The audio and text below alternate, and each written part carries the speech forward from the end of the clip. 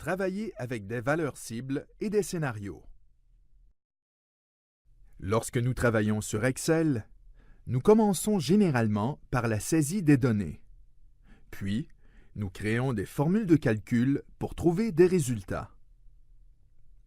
Toutefois, Excel propose des outils, dits de simulation, qui permettent de faire le chemin en sens inverse, c'est-à-dire partir des résultats pour trouver les valeurs qui permettent de les constituer. Prenons l'exemple du tableau suivant.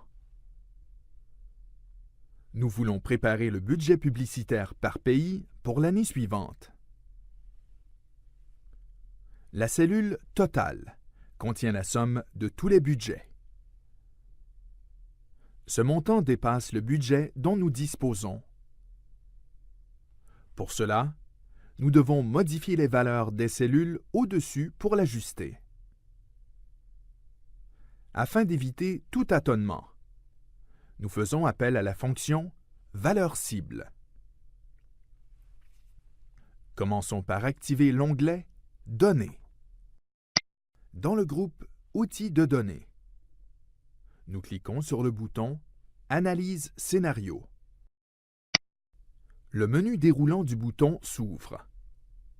Nous cliquons sur le bouton « Valeur cible ». La fenêtre « Valeur cible » s'ouvre. La première zone de texte contient la cellule dont nous voulons modifier la valeur. La zone de texte « Valeur à atteindre » permet de saisir la valeur cible. Le montant actuel des budgets est de 246 000 $. Nous voulons qu'il soit de 220 000 $. Nous saisissons cette valeur. La troisième zone de texte permet de définir la cellule à modifier. Nous sélectionnons cette dernière à partir du tableau. Pour valider, nous cliquons sur le bouton « OK ». La valeur cible est appliquée. Un message s'affiche pour confirmer la modification. La fonction « Valeur cible » s'avère particulièrement utile lorsqu'il s'agit des formules de calcul complexes où modifier une variable n'est pas évident. Toutefois, cette fonction ne permet de modifier qu'une seule variable à la fois. Pour modifier plusieurs variables simultanément, nous devons créer des scénarios.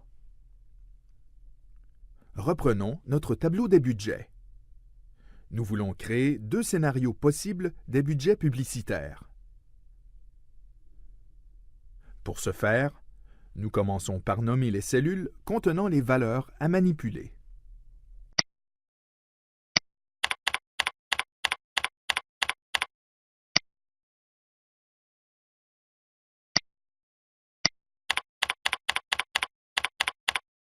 Puis, nous cliquons sur le bouton « Analyse scénario ». Dans le menu déroulant du bouton, nous cliquons sur la commande « Gestionnaire de scénario ». La fenêtre « Gestionnaire de scénario » s'ouvre. Nous créons deux scénarios, budget minimal et budget maximal. Pour créer le premier scénario, nous cliquons sur le bouton « Ajouter ».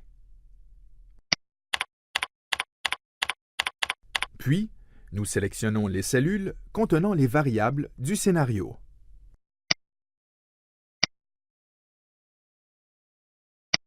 Pour valider, nous cliquons sur le bouton « OK ». La fenêtre « Valeur de scénario » s'ouvre. Les différentes zones de texte nous permettent de définir les valeurs des variables du budget minimal.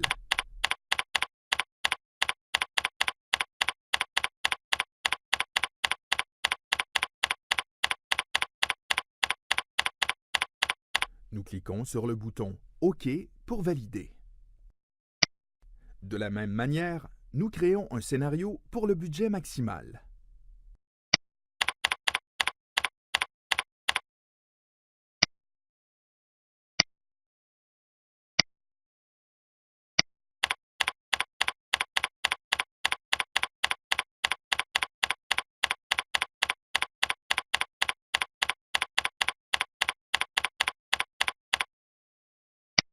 Les deux scénarios sont créés.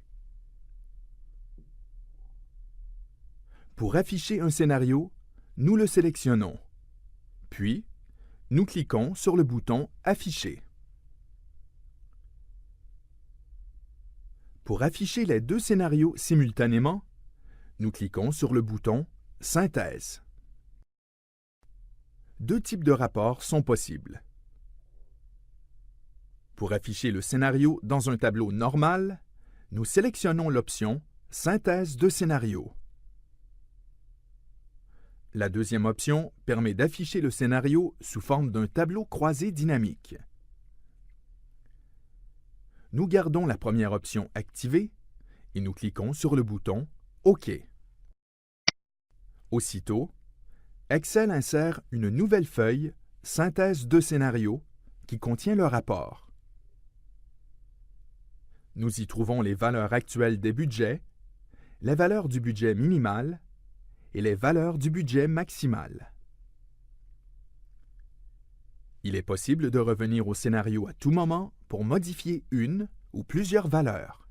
En conclusion, l'outil Valeurs cibles prend un résultat et détermine les valeurs d'entrée possibles qui permettent d'obtenir ce résultat. Toutefois, il ne permet de modifier qu'une seule valeur à la fois.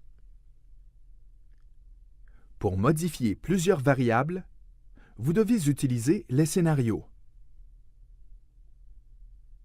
Les scénarios peuvent prendre en charge jusqu'à 32 valeurs en entrée pour déterminer les résultats possibles.